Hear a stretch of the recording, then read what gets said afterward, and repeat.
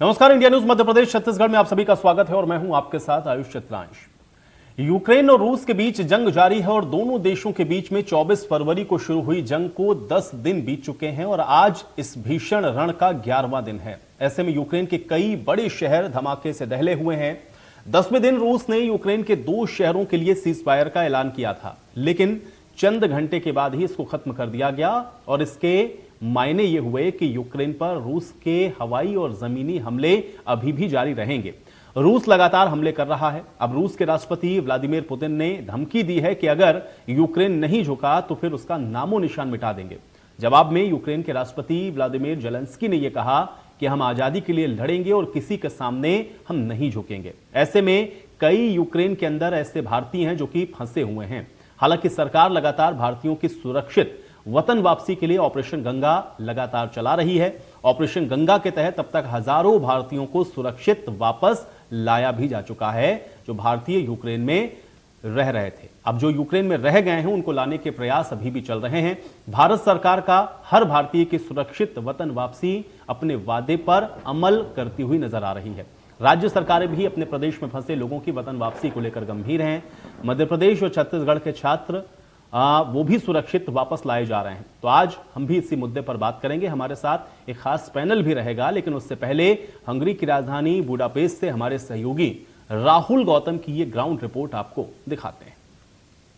India news मौजूद है Budapest Hungary में और मेरे पीछे आप ये देख सकते हैं कि ये बस खड़ी है एम्बेसी ऑफ इंडिया की और इस बस में वो छात्र हैं जिनको इवैक्यूएट किया गया है यूक्रेन के अलग अलग इलाकों में से, और अब इन बच्चों को इस बस में बिठाकर सकुशल घर वापसी की जो तैयारी है वो शुरू की जा चुकी है। ये तमाम बच्चे भारत के अलग अलग राज्यों से हैं और जाहिर है जिस तरीके की स्थिति बनी थी यूक्रेन में उसके बाद जो हालात खराब हुए तभी से सरकार और एम्बेसी लगातार इन बच्चों को इवैक्यूएट कर रही है। बच्चे खार्किव, कीव और आसपास के जो बॉर्डर एरियाज हैं उन एरियाज से अलग अलग देशों में एंटर कर रहे हैं और वहां से ऑपरेशन गंगा को चलाया जा रहा है, कोऑर्डिनेट किया जा रहा है। आप देख सकते हैं ये तमाम छात्र, जाहिर है एक राहत की ये तस्वीरें हैं क्योंकि ये तमाम बच्चे, तमाम स्टूडेंट्स अब अपने घर पे कल मौजूद होंगे और लगातार इसको ये तमाम बच्चों की जो फ्लाइट है वो एयरपोर्ट पे रेडी है, यानी जो डॉक्यूमेंटेशन पार्ट था वो ऑलरेडी एम्बेसी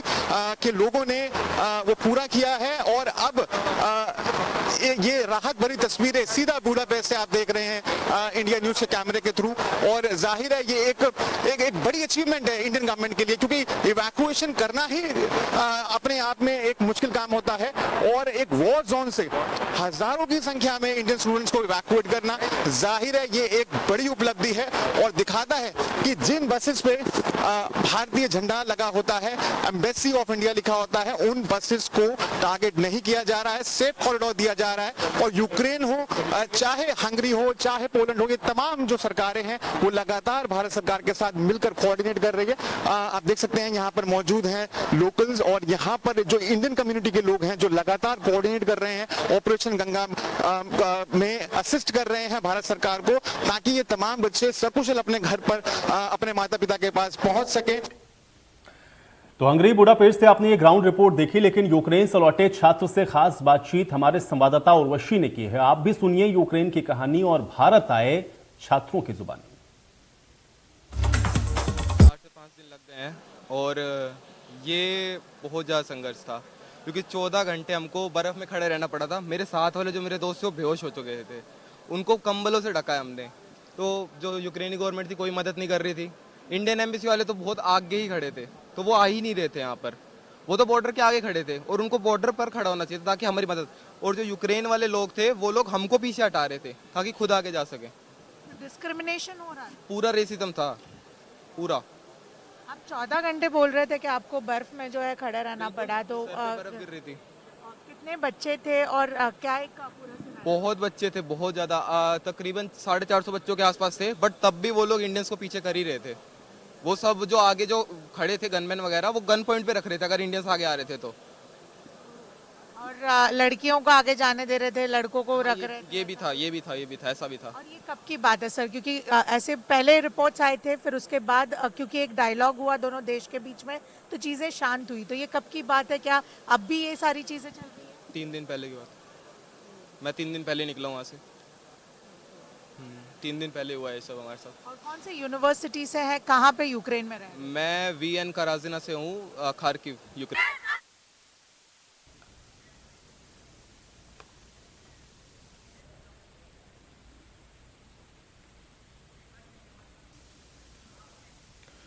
और चलिए इसी पर हम बातचीत करते हैं। हमारे साथ अभी फिलहाल दो मेहमान जुड़े हुए हैं, उनका परिचय आपके साथ करवा देते हैं। आर्य श्रीवास्तव हमारे साथ जुड़ रहे हैं जो कि यूक्रेन से सीधे हमारे साथ जुड़े हुए हैं, और अनम शेख हमारे साथ जो कि यूक्रेन से लौटी हुई छात्रा है, वो भी हमारे साथ जुड़ चुकी हैं। आर्य और अनम दोनों आपका स्वागत है। सबसे पहले तो आर्य मैं आपके पास आऊंगा। आर्य, इस समय थोड़ा बताएं कि इस समय वहां पर क्या स्थिति है और मौजूदा वक्त में वहां पर यूक्रेन के अंदर क्या हालात बने हुए हैं, क्या एम्बेसी से आपको मदद मिल रही है? जानकारी अगर वहां से आप हमको दे पाएं। अभी हम दिनोप्रो, मैं बेसिकली दिनोप्रो में रहती थी और मैं दिनोप्रो से इवैक्यूएट हुई हूँ, यहाँ के लिए आई हूँ। तो एम्बेसी से मुझे सिर्फ फ्लाइट की हेल्प मिली है कि रोमानिया से लेके मुझे दिल्ली तक फ्लाइट मिली है। बाकी हमने जैसे ही बॉर्डर क्रॉस किया था तो हमें रोमानियन गवर्नमेंट ने बहुत हेल्प किया है। हमारे 3 दिन शेल्टर में रुकी थी तो रोमानियन गवर्नमेंट ने बहुत हमारी हेल्प करी है, तो मैं उनको बहुत ज्यादा थैंकफुल हूँ उनकी। आर्य, थोड़ा सा वहां के बारे में बताएं। तो वहां की अभी जो स्थिति है जो हम लोग देख पा रहे हैं, क्योंकि लगातार वहां पे हम लोग देख रहे हैं शेलिंग हो रही है, बॉम्बिंग हो रही है। जाहिर बात है कि ऐसी सारी चीजों के बीच में कोऑर्डिनेट करना बड़ा मुश्किल है, लेकिन किन परिस्थितियों में आप वहां से बॉर्डर तक पहुंचे और बॉर्डर तक पहुंचने में आपको किन किन दिक्कतों का सामना करना पड़ा, अगर इसको थोड़ा सा और विस्तार से आप बता पाए। जी, मैं दिनपुर शहर में रहती थी तो वहाँ पे हमारे सिटी के अंदर तो ऐसा कुछ इशू नहीं था, लेकिन स्टार्टिंग के 2-3 दिन हमारे मिलिट्री टैंक और रनवे उड़ा दिया गया था बम्बार्डिंग से। और उसके बाद हमारे शहर में सायरन बजते थे, तो जैसे हमारे सायरन बजता है हमको बंकर में जाना रहता है। लेकिन फिर हमने सोचा कि अब हमें यहाँ से दिनपुर से निकलना पड़ेगा, तो हमने खुद के रिस्क पे हमने बस करी, जिसमें 200 लोग थे। 2 बस करी थी हमने। तो फिर हम उन बस के थ्रू हम दिनेप्रो से लेके हम यूक्रेनियन बॉर्डर तक गए, सीरत बॉर्डर तक गए। तो रास्ते में रशियन मिलिट्री ने हमको हमारे बहुत मतलब हर थोड़े किलोमीटर चलते हैं तो वहाँ पे रशियन आर्मी हमको चेक पॉइंट पे रोकती है और सारा हमारा चेकअप करती है, हमारा पासपोर्ट देखती है, पूरी बस को चेक करती है कि हम कोई कुछ हथियार वगैरह तो नहीं लिए हैं, और पूरा सब चेक करती है कि कहीं ये लोग कोई दूसरे लोग तो नहीं है। और हमने अपने बस के बाहर इंडियन फ्लैग लगा के रखा था ताकि हम उनको बता पाए कि हम इंडिया से हैं, हम इंडियन स्टूडेंट हैं, हमें बस यहाँ से इवैक्यूएट होना है और कुछ नहीं। तो हमें रास्ते में थोड़ी दिक्कत हुई है, तो पर हम कैसे करके बॉर्डर पर पहुंच गए। लेकिन बॉर्डर काफी लंबी लाइन थी और बहुत ठंड थी, हम बहुत ठंड थे और बहुत सारी भीड़ थी, तो हम बहुत मुश्किल से हमने बॉर्डर क्रॉस करी है।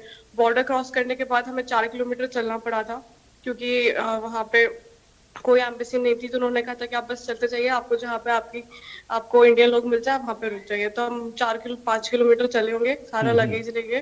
फिर वहाँ पे हमको इंडियन लोग मिले थे, लेकिन वो एग्जैक्टली मुझे पता नहीं है कि वो इंडियन एम्बेसी के लोग थे कि एनजीओ लोग थे। तो वहाँ पे हम लोग रुके, उन्होंने हमको थोड़ा शेल्टर दिया, हमको कंबल अम्बल से उड़ाया, थोड़ी देर वहाँ पे हम बैठे। फिर रोमानियन गवर्नमेंट ने हमको बस करी, वहाँ से बस से हम शेल्टर में गए। तो शेल्टर में अप्रोक्स 700 बिल्कुल, कुल मिला के आ रही है वहां से और बॉर्डर तक जो पहुंचने का जो आप लोगों का सफर रहा है वो वाकई में बहुत चैलेंजिंग था, जिसके बारे में आप बता रहे थे। हमारे साथ डॉक्टर संदीप भट्ट भी जुड़ चुके हैं, विदेश मामलों के जानकार हैं। डॉक्टर संदीप भट्ट जी, आपका भी बहुत स्वागत है। डॉक्टर संदीप भट्ट जी, अभी इस समय मौजूदा जो करंट सिचुएशन है उसमें एक चैलेंज ये है कि वहां पे जो भारतीय फंसे हैं उनको निकालने का, इवैक्यूएशन का, और दूसरा ये है कि अभी बहुत ज्यादा हम लोग देख रहे हैं कि किसी को अभी ये समझ में नहीं आ रहा है कि ये दरअसल रुकेगा कहां जाकर। कैसे इसको आप देखते हैं? दोनों ही विषयों पर क्या आपको लग रहा है कि बहुत चैलेंजेस हैं, संदीप भट्ट जी? शुक्रिया। देखिए, मुझे ये लगता है कि इस जंग के लगभग 11वां दिन आज है। 10-11 दिन ये दोनों मुल्कों के बीच में लगातार जंग चल रही है। कुछ समय के लिए सेफ जोन जरूर ह्यूमन कॉरिडोर बनाने के लिए रोकी गई, लेकिन जिस तरीके से रूस ने फिर से हमले किए और जो व्लादिमीर जेलेंस्की है यूक्रेनियन प्रेसिडेंट, वो आज उन्होंने अपील की है कि अमेरिका उनको मदद करे, एक विश्व सेना बनाने की बात कर रहे हैं। 3000 तकरीबन अमेरिकी वॉलंटियर्स ने भी रजिस्टर कराया है खुद को कि वो यूक्रेन की मदद करेंगे। और जेलेंस्की ने भी कहा है कि हम नहीं झुकेंगे। अब पुतिन तो पहले दिन से ही इस बात को लेकर के अड़े हुए हैं।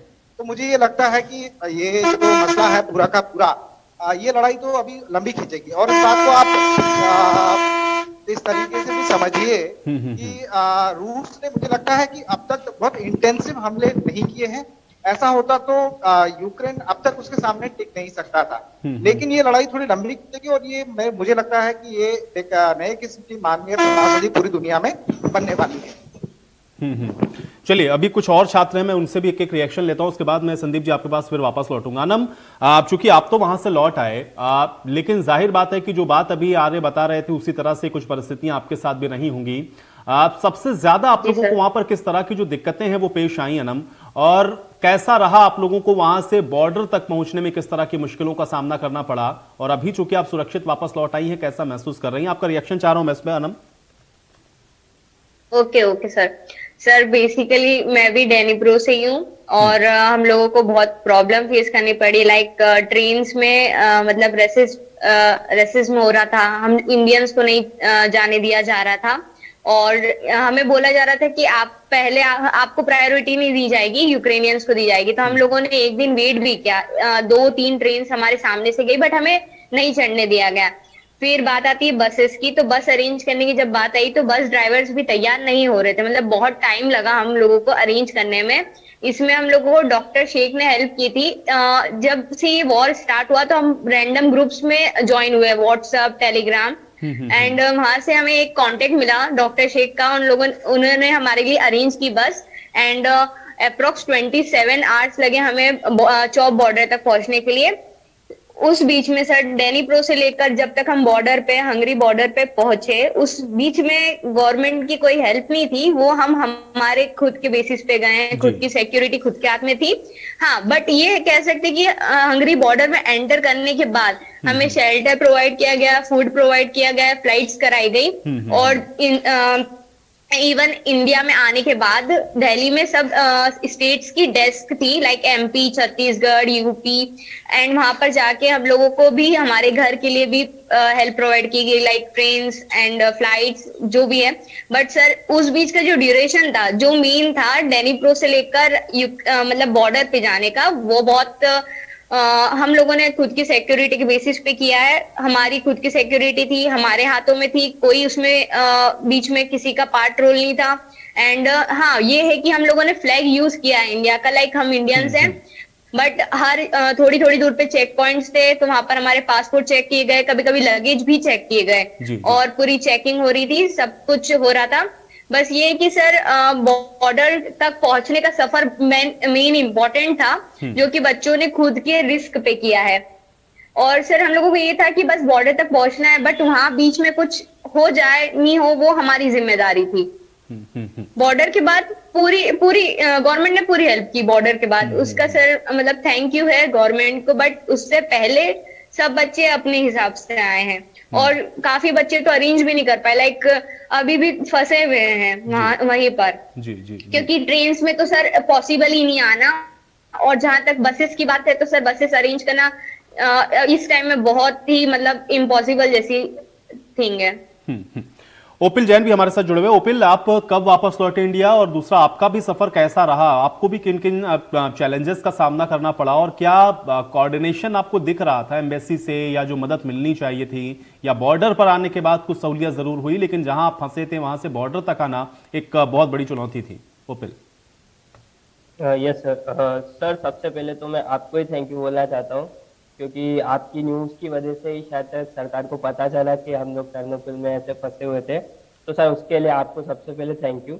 और सर जहाँ तक बात है बॉर्डर तक आने की, तो सर हम लोगों को सबसे पहली बात तो सर ये है कि इंडियन एम्बेसी की सर बहुत बड़ी गलती है। फर्स्ट ऑफ ऑल कि उन्होंने हमें नोटिस बहुत लेट पहुँचाया था, जो कि 3 दिन पहले ही था शायद तक, जब बॉम्ब ब्लास्ट हुआ था। तो सर आप सोच सकते 20,000 बच्चे और 3 दिन में कैसे वेट कर सकते हैं जी। सेकेंडली सर, जब हमने उनसे पूछा था कि हम बॉर्डर तक आ सकते हैं, तो वो लोग हमें बोले थे कि आपको बॉर्डर तक नहीं आना है, हम आपको वहां से इवैक्यूएट करेंगे। तो हम वहां रुक गए। फिर हमको नोटिस आता है कि आप लोगों को बॉर्डर पर आना पड़ेगा, हम आपको अंदर से इवैक्यूएट नहीं कर सकते। तो सर अब क्या करेगा बच्चा उस समय? तो हमको जैसे तैसे उस समय तक सारी बसेस और सब कुछ बंद हो चुका था टर्नोपिल में। फिर सर जैसे तैसे हमने बहुत सारे कॉन्टेक्ट निकाले, टैक्सीज ढूंढी, सबने अपनी अपनी प्राइवेट टैक्सीज करी, कोई प्राइवेट बस करके जा रहा था। तो सर ऐसे बस करके हम पहुंचे रोमानिया बॉर्डर तक, बट रोमानिया बॉर्डर में भी सर हमें 10 किलोमीटर पहले उतार दिया गया था और हमारे पास लगेज था और पीछे का बैग था। हम 10 किलोमीटर पैदल वॉक किए, फिर जैसे तैसे बॉर्डर पहुंचे, फिर बॉर्डर पे एक दिन पूरी ठंड में स्टे किया, फिर भीड़ में खड़े हुए और सर भीड़ इतनी लंबी थी और वहां आप सोच सकते हैं पैर रखने की जगह नहीं थी। हम ऐसे धक्के में आगे चले गए हैं और वहां पे हम देख रहे हैं कि जो हमारे साथ एक तो पार्शलिटी हो रही है सर, वो तो ठीक है, रेसिज्म भी हो रहा है, पर वो लोग पहले प्रायोरिटी आप सोच सकते हैं ट्रांसपोर्ट को दे रहे हैं। वो बोल रहे हैं कि ट्रांसपोर्ट को जाने दीजिए फिर आप जाइए, और फिर उसके बाद वो लोग हम मतलब फेंसिंग में अटके हुए हैं कुछ फिर वहां पे बॉर्डर पे बच्चों को मारा जा रहा है। अब वो सर पैनिक हो गए क्योंकि जितने भी लड़के हैं सबको रोक दिया गया, लड़कियां जाएंगी और बच्चे जाएंगे, तो सर लड़के अब क्या करें। तो अब लड़के बोल रहे हैं हमें जाने दीजिए। उस चक्कर में सर एक गेट जो था वो ब्रोक डाउन हो गया, तो उन जितने भी बच्चे जो बेचारे जिनकी गलती भी नहीं होगी वो सब गिर गए और सबको मारा गया। चलिए, इस मतलब तरह की सिचुएशन में ओपल मैं समझ सकता हूं, क्योंकि देखिए दोनों तरफ से जो चैलेंजेस हैं वो भी हैं और दूसरा जो माहौल होता है उस समय जो मेंटल सिचुएशन होती है वो बहुत कुछ ऐसा होता है ना चाहते हुए भी होता है वहां पर। ये जो सिचुएशन बनी हुई है अब ये कैसे सही होगी इस पर थोड़ा और चर्चा हम लोग करते हैं। संदीप भट्ट जी, दो चीजें हम लोगों को बड़ी क्लियर दिख रही हैं। एक तो बच्चे जो बता रहे हैं, एक तो कोऑर्डिनेशन, दूसरा ये है कि क्या ये कोई प्रोसीजर ऐसा हो सकता है कि जो बच्चे जहां फंसे उनको वहीं से इवैक्यूएट किया जाए, या उसमें कुछ बहुत बड़ी चुनौतियां हैं या बहुत बड़ी बाधा है, इस वजह से नहीं हो पा रहा है, बच्चों को बॉर्डर तक आने के लिए कहा जा रहा है। और दूसरा जो रशिया ने भी कहा या फिर जो हम लोगों ने भी देखा या जो थ्रू हम लोगों को पता चल रहा है, ये डिस्क्रिमिनेशन जो वहां पर हो रहा है ये भी कहीं ना कहीं इसके पीछे कुछ और कारण भी आप देखते हैं कि ये जानबूझ के हो रहा है या ऐसी परिस्थितियों में ऐसा ही होता है। इन दोनों ही विषयों को आप कैसे देखते हैं? आपका रिएक्शन चाहता हूं मैं इसके ऊपर। देखिए, युद्ध की परिस्थिति में तो हमेशा अनसर्टेनिटी होती है, लेकिन मैं समझता हूं कि जो भारतीय छात्र हमारे यहाँ वहां पर हैं, यूक्रेन में हैं, उनको सरकार निकालने के, एवेक्यूएट करने के हर संभव प्रयास कर रही है और बहुत से विद्यार्थियों को निकाला भी है वहां से। लेकिन क्या होता है कि जंग में इस तरह से किसी को निकालना या अपने लोगों को बचाना, क्योंकि दो अलग अलग मुल्क हैं और किसी एक तीसरे मुल्क के लिए वहां पर इंटरवेन करना, अपने लोगों को बचाना निश्चित तौर पर थोड़ा मुश्किल काम तो है। और जंग में जब आप देख रहे हैं कि एक तरफ से जो है मिसाइल चल रही है, गोला बारूद का इस्तेमाल खूब हो रहा है, तो इसमें पता नहीं होता कि कहां से किस तरफ से हमारे को ऊपर हमला हो जाएगा। तो बहुत सोच समझ करके इस तरह के बचाव राहत मिशन चलाने पड़ते हैं। लेकिन आप ये देखेंगे कि जहां जहां ऐसी खबरें आ रही है कि भारतीय छात्रों ने अपने फ्लैग को दिखाया, अपने तिरंगे को दिखाया, तो चाहे वो रशियन आर्मी हो या दूसरे बॉर्डर्स पर हो, उनको तवज्जो दी गई है। उनको सारे मुल्कों ने, चाहे वो पोलैंड हो, चाहे हंगरी हो, रोमानिया हो, इन सब ने जो है अपने यहाँ से एंटर करने में मदद की है और वहां से फिर हमारे लोगों ने, हमारी सरकारों ने उनको देश लाने का, देश वापसी का इंतजाम किए। लेकिन क्या होता है कि जब लड़ाई है ऐसे दूर दराज के इलाकों में हो रही है जहां पर दोनों पक्ष, मैं समझता हूं कि एक दूसरे से बातचीत करने के लिए या सुलहनामे के लिए तैयार नहीं हो रहे, क्योंकि मैं जेलेंस्की को भी देख रहा हूँ, वो लगातार ये बात कह रहे हैं, कुछ दुनिया से अपील जरूर कर रहे हैं जंग को रोकने की, लेकिन बातचीत के टेबल पर आने के लिए दोनों को पहल करनी पड़ेगी, मध्यस्थता किसी न किसी मुल्क से करवानी पड़ेगी। इसको इस तरीके से हल नहीं किया जा सकता है कि आप दुनिया भर से हथियार मांगे और रूस का मुकाबला करें, या रूस के जो पुतिन साहब हैं वो ये कहें कि नहीं हम जो है इसको तबाह कर देंगे। आप देखिए वहां की जो तस्वीरें आ रही है बहुत ही भयावह है। ये रिपोर्ट्स कह रही है कि तकरीबन 10 लाख से ज्यादा यूक्रेनियन लोगों ने यूरोप के अलग अलग मुल्कों में शरण ली है। तो आप सोचिए कितने बड़े पैमाने पर विध्वंस हो रहा है और कितने बड़े पैमाने पर जो है वहां से पलायन हो रहा है, माइग्रेशन हो रहा है। ये आने वाले समय में यूरोप की बहुत सारी चीजों को बदलेगी, पूरे जियोपॉलिटिक्स को बदलेगी। वहां टेलीफोन से लेकर के, मोबाइल से लेकर, इंटरनेट से लेकर के तमाम सारे बिजनेस वगैरह, तमाम उसके सारे इक्वेशन बदलने वाला ये पूरा मसला है। तो इसको मुझे लगता है कि जल्द से जल्द दोनों देशों को, रूस को भी और यूक्रेन को भी, इसको सुलझाना चाहिए। इस तरीके से इसको, ये चीजें और उलझती रहेंगी और हालात और मुश्किलात होती रहेंगी। चलिए, बहुत शुक्रिया आप सभी का हमारे साथ जुड़ने के लिए और इस बातचीत के लिए। हालांकि अभी ऑपरेशन गंगा लगातार चल रहा है और जो लोग वापस आ गए हैं वो सभी सुरक्षित हैं। इसके अलावा और भी जो लोग फंसे हैं उनको भी वापस लाने के प्रयास किए जा रहे हैं और हम उम्मीद ये कर रहे हैं कि जल्द से जल्द जितने भी भारतीय वहां पर हैं वो सुरक्षित अपनी वतन वापसी करेंगे। इसी के साथ इस खास पेशकश में मेरे साथ फिलहाल इतना ही।